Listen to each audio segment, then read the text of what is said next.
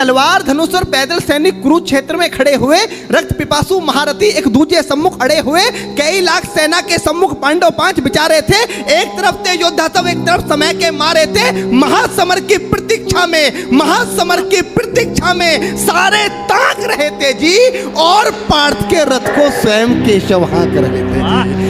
रणभूमि के सभी नजारे देखने में कुछ खास लगे। माधव ने अर्जुन को देखा, अर्जुन उन्हें उदास लगे। कुरुक्षेत्र का महासमर एक पल में तभी सजा डाला। 5 जन्य उठा कृष्ण ने मुख से लगा बजा डाला।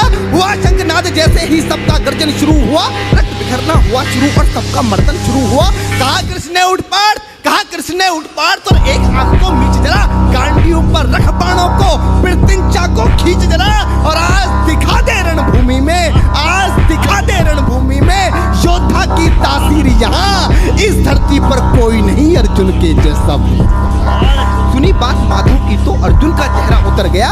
एक धनुर्धारी की विद्या मानो चूहा उतर गया। बोले पार्थ सुनो कान्हा, बोले पार्थ सुनो कान्हा, जितने ये सम्मुख खड़े हुए हैं, हम तो इनसे सीख सीख कर सारे भाई बड़े हुए हैं। इधर खड़े बाबा भीष्म ने मुझको बोध खिलाया है, गुरु द्रोण ने धनुष बाण का सारा ज्ञान सिखाया है, सभी भाई पर प्यार लुटाया कुंती मात हमारी ने, कमी कोई नहीं छोड़ी थी प्रभु माता गांधारी ने। ये जितने गुरुजन खड़े हुए हैं सभी पूजने लायक हैं। माना दुर्योधन दुशासन थोड़े से नालायक हैं। मैं अपराध क्षमा करता हूँ, अरे मैं अपराध क्षमा करता हूँ, बेशक हम ही छोटे हैं, ये जैसे भी हैं आखिर माधव सब ताऊ के बेटे हैं। छोटे से भूभाग की खातिर हिंसक नहीं बनूंगा मैं, स्वर्ण ताकर अपने कुल का विध्वंसक नहीं बनूंगा मैं। अरे खून सने हाथों को होता राजभोग अधिकार नहीं, परिवार मारकर गद्दी मिले तो सिंहासन स्वीकार नहीं, परिवार मारकर गद्दी मिले तो सिंहासन स्वीकार नहीं। रथ पर बैठ गया अर्जुन, मुंह माधव से मोड़ दिया, आंखों में आंसू भरकर गांडीव हाथ से छोड़ दिया। कि गांडीव हाथ से जब झूठा माधव भी कुछ अकुलाए थे, शिष्य पार्थ पर गर्व हुआ, मन ही मन मुस्काए थे। मन में सोच लिया अर्जुन की बुद्धि न सटने दूंगा, समर भूमि में पार्थ को कमजोर नहीं पड़ने दूंगा।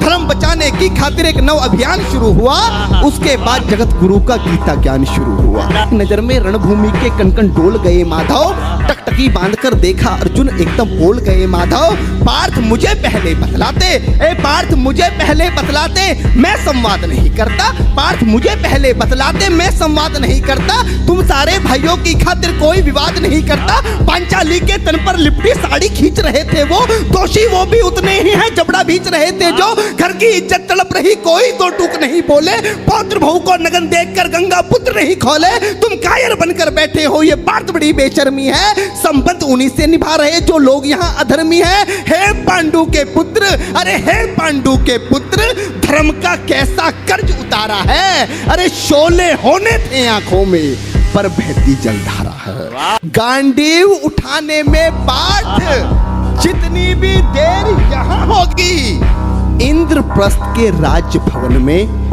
उतनी अंधेर वहां होगी। अधर्म धर्म की गहराई में खुद को नाप रहा अर्जुन, अश्रुधार फिर तेज हुई और थर थर कांप रहा अर्जुन।